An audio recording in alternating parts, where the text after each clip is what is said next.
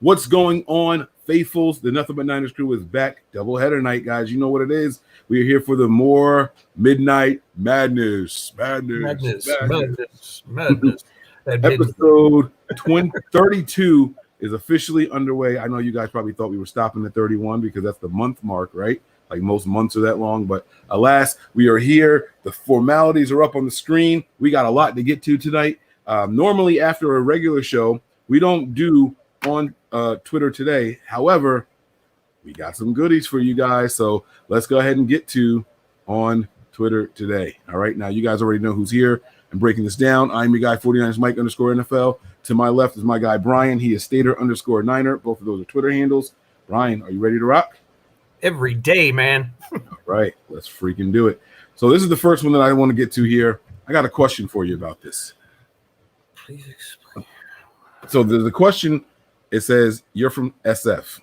Yep. Are you a 49ers fan? They say, yes, of course I am. So far, so good, right?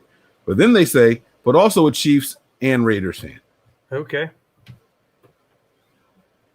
So what's your question? My question is, how do you feel about people having multiple favorite teams? Let's start there. I don't have it. I mean, if people are interested, I mean, there's usually a reason behind it. Like, you know, not my situation, but say in some people's situation, like they grew up or like even in your situation, I wouldn't hold it against you if you were a Giants fan on top of being a Niners fan because you grew up with it in your house. And, you know, we look up to our parents and, you know, we want to emulate them sometimes. And so, you know, if your dad was a Giants fan, then I wouldn't begrudge you at all. You still may love the 49ers, but, you know, it's just like for me, I'm still a huge Marcus Mariota fan. And when he got drafted by the Titans, I'm not a Titans fan, but I made sure I watched him play. So I was effectively being a Titans fan. You know, growing up here in Oregon, we don't have a professional football team. I had family ties to the 49ers because my family's from California, right. And other stuff with that in my past. But I was also, because I'm almost in the middle, I always followed the Seahawks too until this rivalry, you know, it was basically pick one side or the other. And I went with my number one team, which, you know, but as a kid, I followed both teams. Okay. Now, I've heard of people having an AFC team that they cheer for and an NFC team that they cheer for. But this person in particular has two AFC West teams that they say they cheer for, the Chiefs and the Raiders. Just cheering for the West Coast, man. Except for, like, you know, technically, I guess the Chiefs, while they're in the West, they're not on the West Coast. Right. It was just weird. So my other question to you is, how do you treat people when you hear things like that? Because that whoever the responses to that tweet, they were killing that person that said they're a fan of all those teams. You know, oh, they must not watch football or they don't know anything or whatever. Do you I usually ask them why. Like that? No, I don't shun them. I just ask them, like, well, like, obviously you're a 49ers fan because you're following the show or we're talking or whatever. But you're also a fan of this other team. Why is that? You know, I usually try to get the backstory. I like to know the reasoning behind things. I mean, if that hasn't been clear enough at this point since I've been on the show. But yeah, so I like to understand where people are coming from, you know, and if there's a solid reason, if it's just because, you know, because I'm an asshole and I want to like the team that somebody else doesn't like, then that's, you know, like in that particular situation, I don't know how. I mean, I get it. Like if you're an LA Raiders fan and a 49ers fan, sure. Okay. I can see that, but you can't, I have a hard time with having two teams when they were in the Bay. You have to choose one side or the other. I don't think I have a hard time with that part. Like, right. You know, that's like being a Giants or a Jets fan. I don't think you can be both, you know, or even a Buffalo fan. It's still a state of New York. You kind of, Yeah, I get you, man. It's weird, but you are correct. You are definitely a person of understanding, and I think that means that they're just a casual fan, if that makes any sense to you. Sure. So I don't hold anything against people who say stuff like that. So, but man, they are roasting that person in the comments on that tweet. All right. So let's keep this thing moving here. I got something else for us to look at here. So this next one's going to be a video and then the corresponding response. Check the private messages on the side too, Brian. Oh. All right. Hold on. Let me put this. That's loud. We gotta take that. Where's that comment? We got a hot. There it is. I got it. I got you. All right. So check this video out here.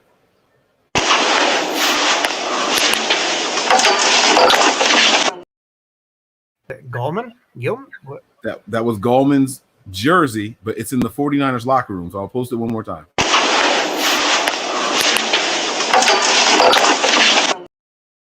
All right. So the video is from Javon Kinlaw. Ripping now. It's the Gamecock and it's the rivalry. Okay. Right. So he tears it down and throws it away. The only reason I knew it was in the 49ers locker room was because of the 49ers chair that's right in front of the locker. So one more time here, you can see it. It's right above when it's going down the hardwood floor.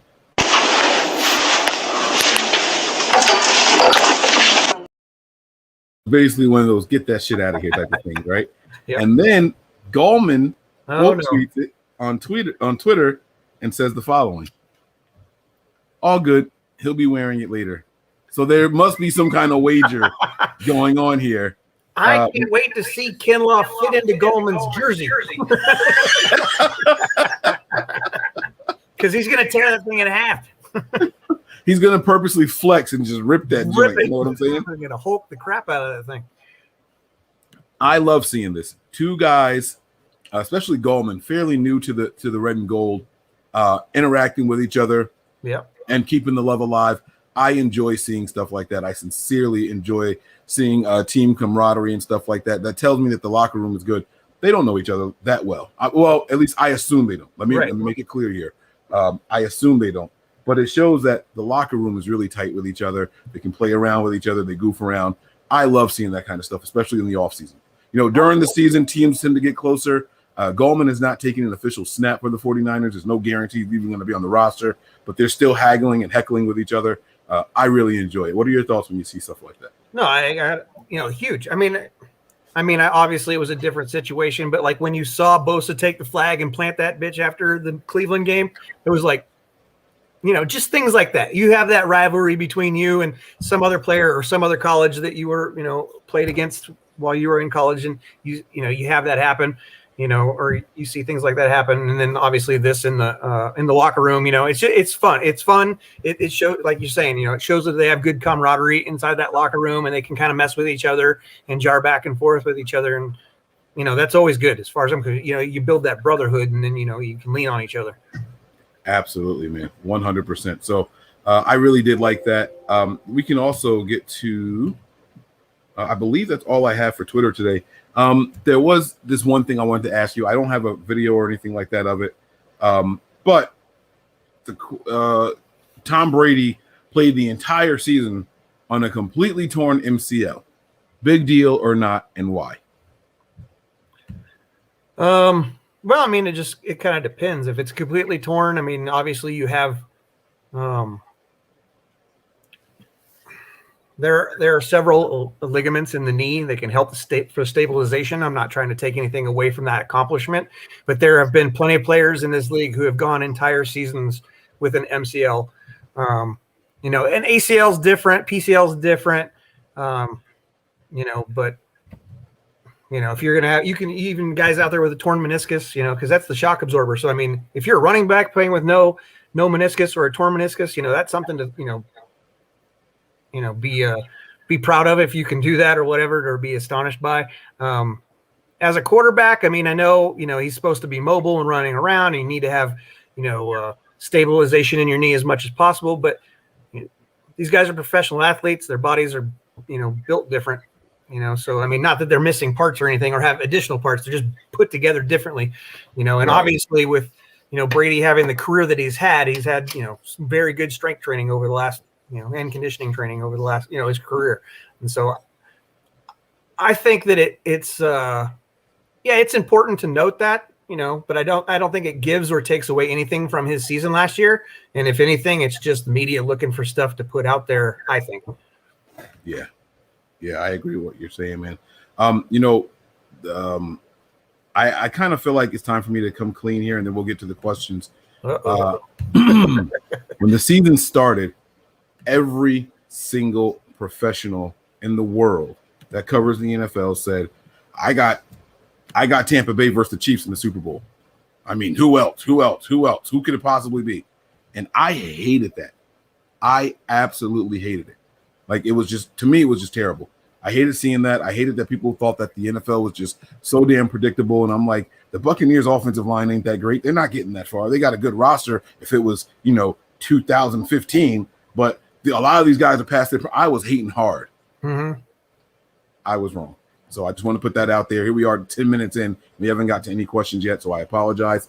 Let's go ahead and get to the get down, getting to your questions, okay? So, a lot of 49er fans were really upset when they saw that. Just so you know.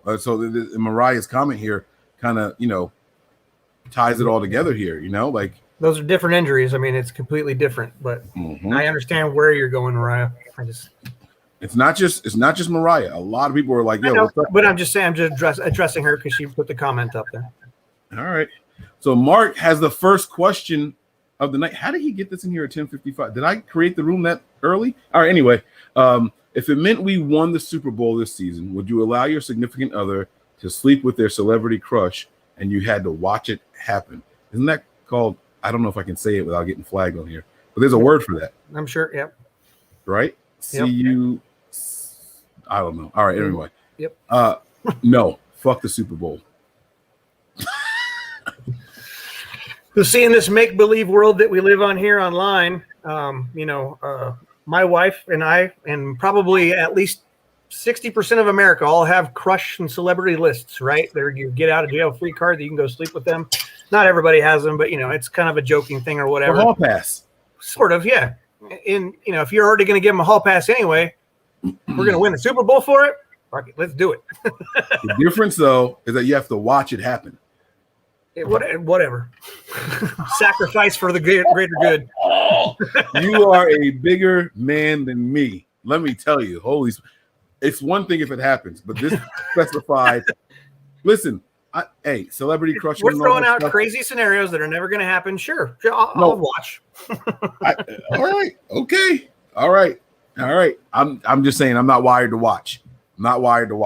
Well, me neither, but I would wire myself if it got up to 6 and she was willing, because it's one thing to say that she's allowed to go do it. It's a whole nother for her to say, okay, I'm going to go do it. So, it's her celebrity crush. Of course she's going to do it. That doesn't necessarily mean she's actually going to follow through with it. This is a great question. I should take a picture of this and post this on Twitter and see what people say about this on Twitter. You know what? I am going to do it. F it. Let me take a picture of this really quick. Hold on 1 second. I'm going to blow this up. No idea how twisted I am. Brian, you are a special man. Let me tell you. Well, you got to have a special something wrong with you to be going on a submarine. So that was excellent. How do I get out of this thing? All right, here we go. All right, so let's get back to these questions here. Great question, Mark. I really like it.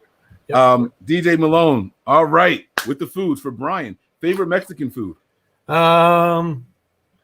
Usually my go-to would be like enchiladas. If I'm not getting like just basic tacos or a taco salad, enchiladas is my real Mexican go-to. Mexican food go-to. He thought Tony was going to be on here. All right. Well, no, he says never mind. I don't know if he's joining. Okay. Favorite Southern food, Mike.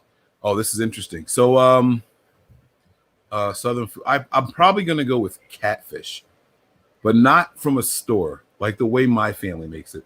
It's always seasoned a little bit better. Catfish is probably one of my top ones there. All right. And then he has one more portion of the question here. And it is by 1-2 at running back. Do they mean 1-2 punch? Oh, by 1-2 punch, do they mean not a 1-2 duo fisting? Of one power and one speed, elusive running back? So what do they mean by 1-2 punch? What do they mean? Yeah, what do they mean by it? Or who? No, just in general. So it doesn't mean that one guy has to be power and the other guy has to be speed. It's just really good running backs. You have a tandem or a duo that is really good. So I'll take you guys back to the year the Giants won the Super Bowl. They called it Earth, Wind, and Fire. It was Derek Ward. Was it Bradshaw, Ward, and I can't remember. But Shanahan had a 1-2 punch when he was in Atlanta with Coleman and why do I always blank on this other guy's name? What was the other running back Kyle had in 2017? Hold on, 2017 Falcons. Sorry, I'm trying to click through the comments. Roster. No. You go ahead. You go ahead and do that. I'm gonna find it. It was Tevin Coleman and running Devontae Freeman. No, yeah, Devonta Freeman. That's what it was. Freeman and Coleman was their 1-2 punch. And so neither one of them was necessarily a speed guy or anything like that. It was just how, that's just the 1-2 punch that they had. So it doesn't necessarily mean speed. Usually when you have a power guy and a speed guy, they call it the change of pace back. So there you go. 1-2 fist. You guys are nasty. All right. I said it. You just didn't hear me. Yeah, no, I didn't hear it. We went from cucking to fisting. This show was getting inappropriate quickly. All right, here we go. DJ Malone chimes in again. If the crew were to form an offensive line, who'd be at what? Did we do this before? Yes, we did that. I can run through it real quick if you want. Yeah, please, because I don't remember. So we put down Tony as the center. You're going to be the biggest guy, so you're the left tackle. And then I will be next to you as the wide body, left guard. And then Breezie is the other guard. And Nick being, I don't know which one, whoever's faster, but should be the tackle because they're the run block. Yeah. Okay. I got you. I think we put Wayne inside and then Nick on the outside. If you guys are skill positions, running back, fullback, wide receiver, tight end, who'd be at what position? Now, this is interesting here. Mike's the tight end. Okay. All right. I'll take that. You probably have. I'll be a running back. I'll go with Tony being able to be a fullback because he's got that blocking ability. And Nick and Wayne as the wide receivers, right? I think that maybe Wayne and I can be the 1-2 punch in the running back group. Oh, you okay? All right. Check you out. Now, see, all right. I feel slighted now, but that's okay. Why? I think I could be a power back.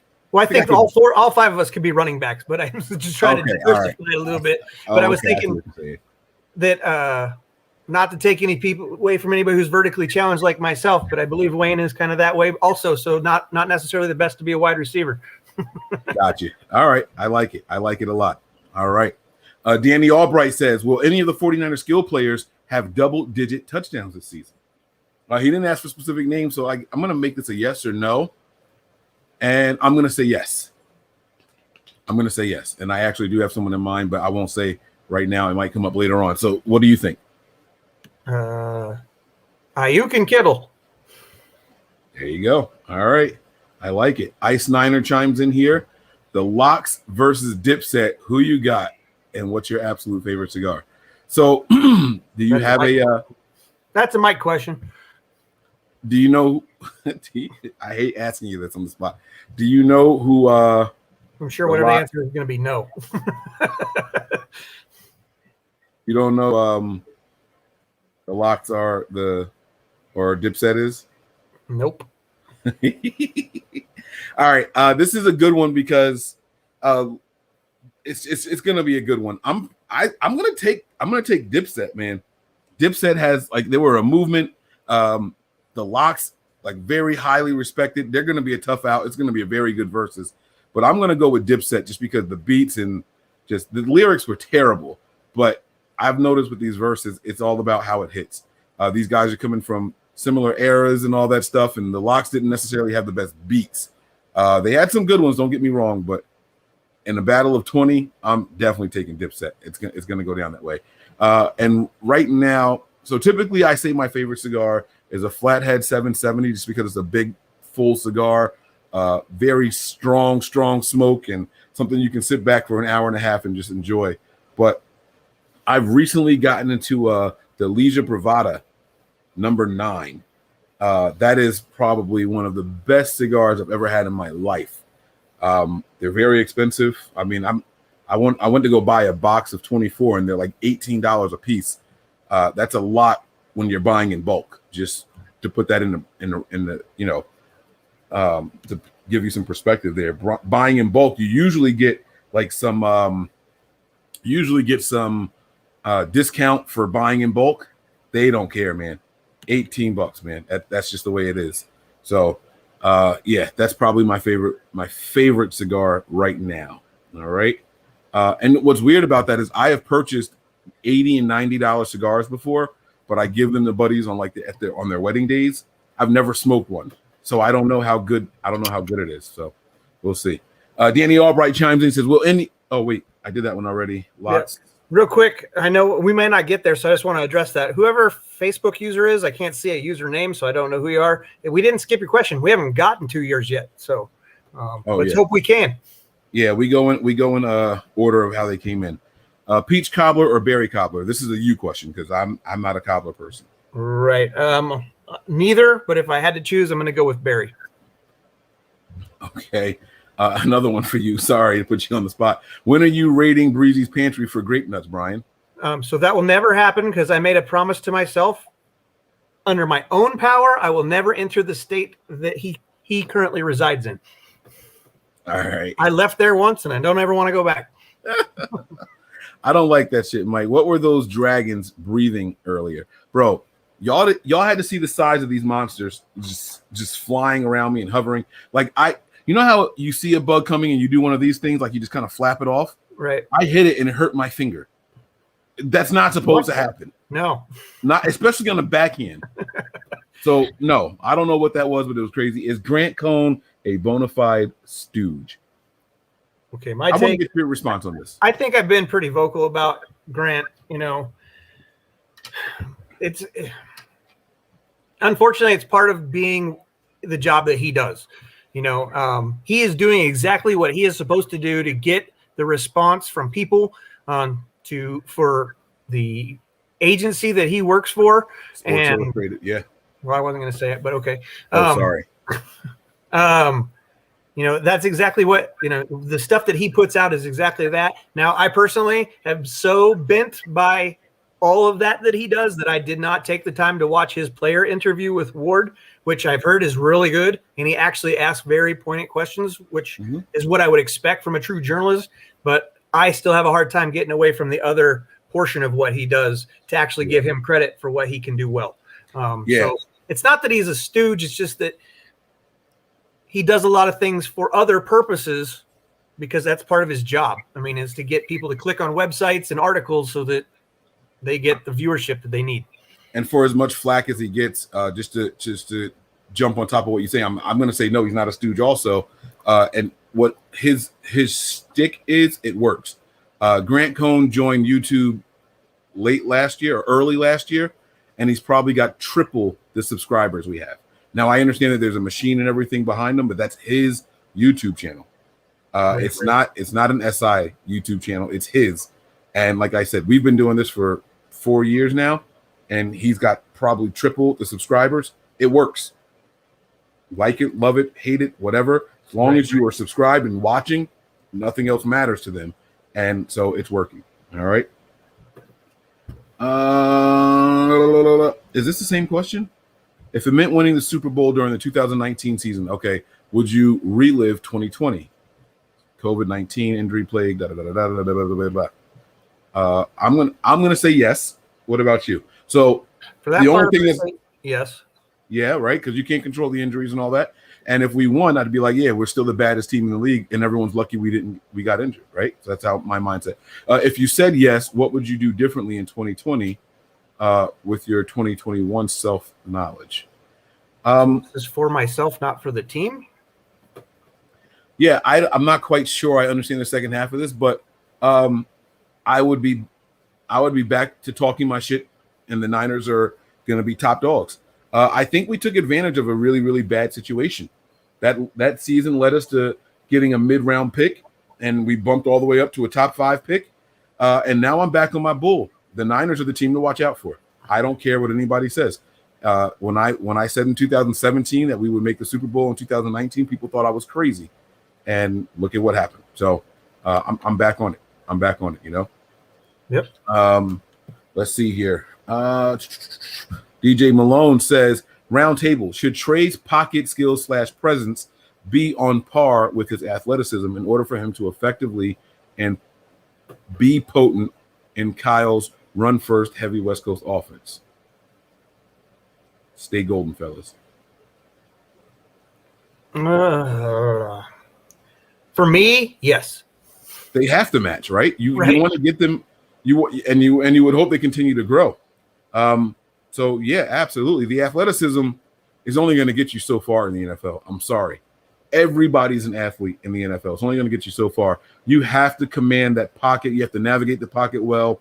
And part of that, I know he's athletic. He can get outside if a play breaks down and all that. But part of that is knowing when to stand tall in the pocket a little bit longer and then try to, make the passes. So, it absolutely has to be on par. Okay. Let's see here. What else do we have? All right, here we go. Always Faithful says, okay, guys, if we had a chance to win either 2019 or 2012 and 2019 Super Bowls, and you couldn't buy a ticket for the game, which would you rather do? Part one of my question. So, well, for me, anytime, almost probably no matter what the situation is, if you ask me between 12 and 19, I'm always going to say 19 because we had that in the bag. And there's no reason we should have lost that game. There are so many different things that had to go wrong for us to lose that game. Whereas we were getting killed in the 12 game. So you're not buying the ticket for the 2019? Right. So that's the caveat to winning, right? Right. So, okay. That's the way I've taken it, is that we will win the night whatever game, but you can't buy a ticket for that game. I would have much rather see, I like Kyle more than Harbaugh. And I think if we had won that Super Bowl, maybe Harbaugh would still be here. So I'm going to kind of say this tongue in cheek, but I would have rather won it in 2012 just because there were some long-time players that would have got rings that I really think deserved it, like Frank Gore and Joe Staley, Vernon Davis. Those guys were suffering through what was going on. Navarro Bowman. Like, think of all the guys that we really, really, really liked that we thought were really good players. I mean, hell, Alden Smith, Colin Kaepernick. Those guys would all have a ring now. I always want to win, but if it meant that Harbaugh would still be here, then maybe not. So, but I'm gonna say 2012 just for the nostalgic reasons of it. That was a magical season. And that's another part of my reasoning for 19 is I appreciate where we are now and the direction that we're heading. Had we won the 12 Super Bowl, Harbaugh things would not be where they are today. We would not have the team. So yeah, we would have had a window. We could have won in 12, maybe 13, depending on how things go. Mm-hmm. But I think that window, because those players were so much older than the team that we currently have, that window for Super Bowl dynasty, if you will, was shorter than what it is right now. Right. So I get that. We kind of just answered this question, Ayo Jacob. So hopefully it's a sufficient answer for you. All right. But thanks for the question, buddy. Milo says, do you think when beat writers constantly criticize players like McGlinchey, Armstead, and Jimmy G, it is not really journalism or reporting? Do you think this can harm their mental? It's a good question. I like this. I'll go first here. I do think it's journalism because journalism is different than just being a beat writer or covering the team. Journalism is to look for takes, look for hot takes and stuff like that. There's a difference between Matt Mayoko and Tim Kawakami, right? So they have to present their own flair to the common subjects. So that's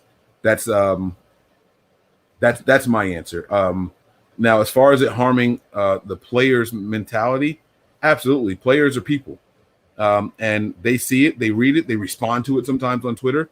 Can it harm their mentality? Yeah, if they're a mentally weak person, it can wear on them. We heard Mike McGlinchey admit as much this offseason. He talked about how he got into a dark rabbit hole of all the negativity and how it was getting the best of him during the season. So, yeah, absolutely. What are your thoughts on that, Brian? Yeah, I agree with you 100%. It may not be the journalism we want to see, but it's absolutely journalism. They don't. Sometimes I feel like our beat writers don't ask the hard questions, but that's kind of sometimes how they stay in that room. If they start asking the hard questions, they might lose access. And then, do I think it has an effect on the player? Sorry, the question's gone, so I'm trying to remember. But I think. Do you think it could harm their mental?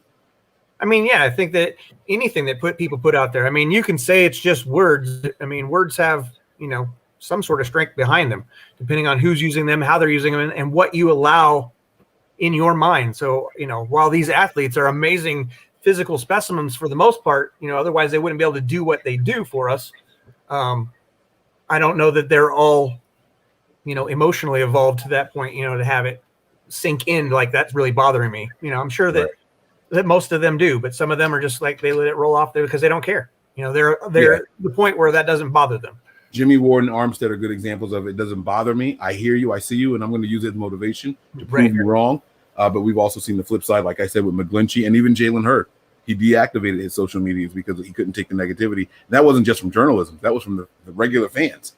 This is people with 12 followers calling you a sucker and da-da-da-da-da, and it then got to them. So here was part 2 of, I know we're over the time, but we also went 10 minutes in, so I'm sorry. Celebrate with the faithful in the parking lot or at your house with your friends and family. As far as after winning the Super Bowl. This is part 2 of his question. Right. If I had the ability to be, well, I guess I could go to a tailgate too, do it. I mean, I was thinking like being at the Super Bowl. I would rather be with a bunch of people who appreciate what just happened. Whereas in my household, they'll appreciate that dad's appreciating it, but not necessarily be involved. Exactly. My daughters would be ecstatic that I was so happy. And they would walk around saying, we won. And that's cool. But I'm going to get that same reaction when I get back home. Surround me with the faithful and let's march and talk shit. And I'm handing out as many cigars as I got. We're sparking up and we're smoking the victory. We're having some Blue Label now that I know that's what my man Brian likes. You know what I'm saying? That's what we're doing. So, I like that. All right. Well, this one's up here. So let's actually read the question. What's the best NFL jersey, not counting the Niners? So they're talking about appearance here. Design? Whew. Oh, you guys are going to hate what I'm going to say. You want me to go first? Yeah, you can go ahead because I got to think about that for a second. This new Rams, the white with the royal blue letters and the oh my God, those uniforms. Well, they said just the jersey, but the jersey is incredible. It's something about that shiny, reflective number. It just stands out so much in that royal blue in the white. It's clean, man. It's so clean. I really like the Rams one. And I would give a special first.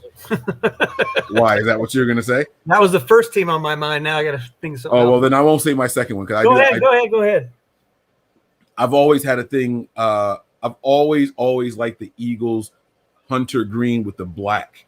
They do that. I think it's black and hunter green, not the other way around. But it's like it's a dark color, but it looks powerful. I don't know how to explain it, but it looks like, hey, fear us, we're here now. Like those colors, the way that they do those dark jerseys for the Eagles, it's almost intimidating to me. Like the dark colors, it's just like we're here. Like I see light colors, I think speed. I see dark colors, I think power. And so that's I think that's probably why I like the black Niner jerseys also, where a lot of people didn't like them. Well, you're stealing my ideas all over the place. I'm sorry. I was gonna for my second one, I was gonna say the black Arizona jersey that they wore. I really like that one. But as far as a classic, I would go with the Bears. It's just you can't get much more classic of a uniform than what the Bears roll out with. Okay. I like that. Also. I've always, when I was younger, I was a Dolphins fan for like a month because I just like their colors. That teal and orange. I like it. Month. It is what it is. Do you guys remember Pat Tillman? You Absolutely. were talking about I was gonna say you were talking about the Cardinals, and boom, there you go. But yes, I think we both remember Pat Tillman. And you know what's cool about that is, I don't know how much I remember of his play, but his legacy and what caused me to go back and watch is pretty cool. Yeah, see, I'm sorry, Hodge. It's not about the listen. If the Titans had those colors, I just would have said the Titans. I can't help that they picked those colors, man. I'm sorry, man. Hodge is gonna curse me out in person. Right. He's not gonna give me any Hodgeritas when I get out there. He's gonna bring you a Rams jersey. I know, man. I'm sorry, man. I'm sorry. All right, here we go. We're gonna go for maybe 2 more questions, okay? If we trade Jimmy, when do you guys think we will trade him? Around the trade deadline or next offseason? So I think this question when you look at the situation, it answers itself. Because if you're only giving us the trade deadline or next offseason. The only reason I think that Jimmy will be ready to be traded at the trade deadline is if he's been replaced by Trey. And if he's been replaced by Trey, he's probably not worth anything to anybody. We'll just release him if that's where we're at, and we'll get that money for half of his salary. Because I think Trey has to win this job outright before we get rid of Garoppolo, from my 2 cents. And so I don't think he's gone until next offseason. And if we don't do well, if he doesn't do well at his position, even next offseason, he may not find a suitor. We may just be releasing him. I didn't think we were going to disagree on this answer because you were going down the path that I was thinking, like if Trey is in, Jimmy didn't do well or whatever. But I'm going to disagree with you here. I'm going to say if Jimmy comes out and lights it up, his trade value is as high as it's going to be. You move his ass before the trade deadline. That's my thinking with it here. Let him come in here and light it up and make sure Trey is ready. So it's a combination of the two, but I don't think the Niners I don't think they would trade him at the trade deadline if Trey wasn't ready, if they didn't think they had a package of plays that Trey could come out there and do for sure. Yes, I still get the Hodge Regis. I don't think that they trade him if Trey isn't ready. So if I had a choice of when to do it, it would be at the trade deadline because that means he lit it up. There's a trade value, and Trey Lance is ready. And I told you guys that in a perfect world, in my world, Jimmy starts the season, and Trey comes in and picks up not where he left off, but I told you that if they start at 16 games, Trey is the guy down here working his way up, and Jimmy is starting up here working his way down. So that is the perfect time to trade him when the intersections cross. When the two lines intersect. But what if they're doing? What if Jimmy's up here still, and we're still doing like as long as Trey is getting ready to come in, it's okay with me. Yeah, but what if that line doesn't intersect until after week 8? Hey, like Tony was talking about tonight on the show, they have built this team to be good with a rookie quarterback. All the other pieces are out there right now, and so I like that. And I think we can win some games. We got to be honest with ourselves, Brian. As much as we say, the quarterback is the most important position, and we saw CJ Beathard win games that he shouldn't have won last year. We saw Nick Mullins win games that he shouldn't have won last year. We have seen this team with Kyle Shanahan and those weapons win games with less than mediocre play from the quarterback position. Yes. I think we'll be okay. And that's probably part of the reason why all the fans are saying, put Trey in now. Just put him in now, but maybe. No, maybe. Let's get some trade value for Jimmy Garoppolo and then make the move. That's the way I feel about it. And let's do one more here. Sure. We kind of answered this one already, right? So I won't do that one. Oh wait, maybe it was the same person. That is the same one. Okay.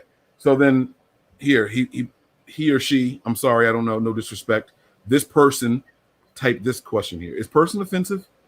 I honestly, I don't know what's offensive anymore. This human being. Isn't that the same as person? I don't know, man. I don't know. I don't know. Who knows? I don't know. There are people who really care about this. I know. I got people that I work with, in the bigger agency that are very much, you need to have the she, her, they, whatever little thing underneath their emails and everything so that you know how to address them. And I'm like, I just address you by your name in an email. I'm not, whatever. But I am sorry. I'm not trying to be offensive at all. But this being is saying, what college teams do you guys follow? Don't leave it to just football. If you have basketball teams and all that, please share it. We've said it before. Come on, Fallible. Get out of here. Fable. I said Fallible. Look at me. I play on your name now. All right. What college teams do you follow, B? I follow the University of Oregon Mighty Ducks. Oh, basketball, football, everything, huh? I don't. Nope. Football. Oh, just football. I could really care less about every other sport on this planet, other than volleyball. Wow. I love playing volleyball. There you go. So mine is a little different. My favorite college football team is Ohio State. And my favorite, I have two. It's a tie, but one is for the players and the actual team. The other one is for the mascot. Basketball. My number one team is the Tar Heels. My family's from Carolina, but those Georgetown Hoyas. I had a starter jacket. I had the starter jacket with the bulldog on the back of it, man. No one has pit bulls. The bulldog was the closest face I could get to wearing, and I had 2 pit bulls at the time growing up, so I was definitely a Georgetown Hoyas guy. Give me anything with the dogs on it. So listen, guys, we went 10 minutes extra because we canceled out. Here we go. All right, hey, I love you guys out there. Thanks you guys for rocking out with us, Brian. This might be the most views we've had during a Midnight Madness in a long time. So it's because Tony was on earlier. Everybody stayed awake. Yeah, they thought Tony was coming back. He even had a question in here for him. So I will find out what Tony's favorite Italian meal is, and I will get back to you guys with that tomorrow, hopefully, if I remember, okay? But that's going to do it. Oh, I see you had the Hoya jacket. Bro, I lived in that jacket. Do you hear me? I wore it all year long to school, and I got it from my uncle, so I was super proud of it, like the starter jacket and everything. And I'll never forget, I went to go put something in the pocket, and I ripped it. And I was so afraid to tell my uncle, even though he had given it to me. I was so afraid to tell him, and I never told him, and I ended up just throwing the jacket away like a couple of years later. So, but yeah, so that's going to do it for us tonight, man. Thank you all for rocking out with us. We sincerely and truly appreciate every single one of you guys. And that's going to do it for us here tonight, man. Brian, take us home, man. Be good people. Mahalo.